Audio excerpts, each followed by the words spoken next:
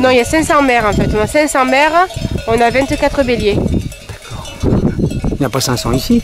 Il y en a qui sont encore en montagne. Là, il y en a, vous verrez en bergerie. Il y a les agneaux en bergerie.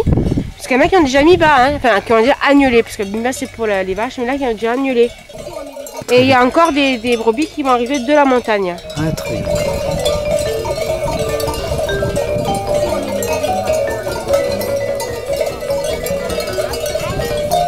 Et après, au fur et à mesure, c'est l'annulage.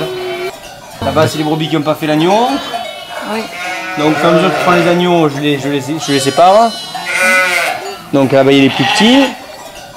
Après, je les mélange là, après, je fais des petits lots, je les mélange au fur et à mesure pour les habituer. Parce que si on en met trop d'un coup ensemble, c'est la panique, les agneaux ne retrouvent plus leur mère.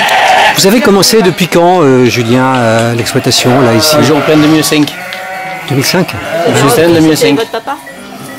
Mon père, et avant mon grand-père, et avant l'arrière-grand-père. Ah oui, d'accord, il y a une famille un petit peu de... Mais en brebis. Après, on a rajouté le reste. Ah oui, d'accord. Et là, vous avez développé après, par la suite... D'accord, très bien. Combien de vaches vous avez? Alors, on a 60 mères. 60 mères, 2 taureaux.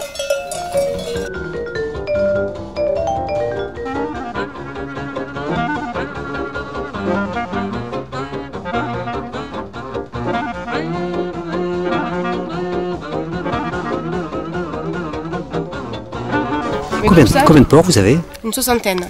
On n'arrive pas encore à 60 parce qu'en fait il faut qu'on fasse un choix sur les verras. Et on n'a pas encore assez de recul de savoir qui c'est qu'on peut garder ou pas garder. Quel avantage a le porc noir par rapport au porc classique? Déjà c'est pas un porc qui est... c'est un porc qui a son caractère. Il est un petit peu sauvage mais en même temps il n'est pas méchant. Donc on peut rentrer dans le parc, il ne va pas venir nous bouffer. Bon après c'est nous aussi on les fracasse pas, donc ils sont pas méchants. La viande aussi, la viande elle est vachement persillée, elle est certes un peu plus gras que chez le... Mais ça n'a rien à voir au niveau du goût quoi, c'est... les clients me le disent, moi après je fais pas du pipeau quoi, enfin c'est pas pareil. Vous avez de poulet depuis combien de temps? En fait là on a 240 pour la cabane. Et là on va refaire une autre cabane et donc du coup on en aura 240 aussi et du coup ça fera un roulement. Très bien, très bien, très bien. Et en fait, on fait que des lots de, par exemple, sur 2 semaines. Comme ça, du coup, comme nous, on monte à Cazeneuve pour faire l'abattage des poulets, ce qui est loin. Du coup, on regroupe toutes nos AMAP sur 2 semaines. Au moins, on est sûr qu'on fait partir pas mal de poulets et on fait pas beaucoup d'allers-retours. Toujours parce que la Cazeneuve, ils sont très très bien au niveau de l'abattage. Ouais, très bien. Ça, c'est pour les poulets. Très bien. Et du coup, ça assainit. En plus de ça, on fait des analyses au niveau du foie de l'os, qui est logique Les chapons, donc ils ont été castrés. Alors c'était intéressant parce que moi le castrage, après j'avais peur de le faire. Mais en fait, 2 jours avant, il y a tout un protocole des huiles essentielles. C'est eux qui nous l'ont donné et puis une collègue qui nous a beaucoup aidé à les faire.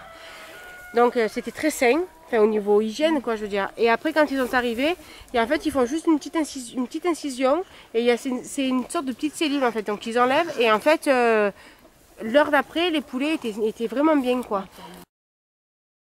Vous êtes certifié au niveau de tout? J'ai l'attestation pour les agneaux, les bovins, les cochons, les porcs.